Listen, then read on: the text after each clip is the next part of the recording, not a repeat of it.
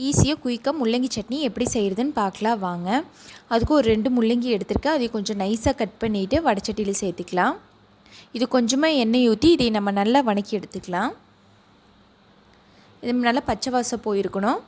அந்த அளவுக்கு நம்ம நல்லா வணக்கி எடுத்துக்கலாம். இப்போ பாருங்கள், இந்த அளவுக்கு நல்லா வணங்கியாச்சு. இப்போது ஒரு வடைச்சட்டியில் 3 பெரிய வெங்காயம் நீளவாக்கில் கட் பண்ணி சேர்த்திருக்கேன். இதில் கொஞ்சமாக எண்ணெய் ஊற்றிக்கலாம். எண்ணெய் ஊற்றிட்டு போடுறத விட வெங்காயத்தை போட்டுட்டு எண்ணெய் ஊற்றுங்க. 2 காஞ்ச வரமிளகா, கொஞ்சமாக கருவேப்பிலை, இது எல்லாத்தையும் நம்ம நல்லா வணக்கிக்கலாம். பாருங்கள், இந்த அளவுக்கு நல்லா வணக்கியாச்சு. இதில் ஒரு பெரிய தக்காளி, அதையும் போட்டு நல்லா வணக்கலாம். கொஞ்சமாக தேங்காய், ஒரு 2 துண்டு தேங்காய் பொடியை கட் பண்ணி சேர்த்துக்குங்க. காஞ்ச கொத்தமல்லி, இது எல்லாத்தையும் சேர்த்து நல்லா வணக்கி எடுத்துக்கலாம். இதில் சின்னதாக கொஞ்சமாக புளி, ஒரு அரை ஸ்பூன் கல்லுப்பு எல்லாத்தையும் போட்டு நல்லா வணக்கிக்கங்க.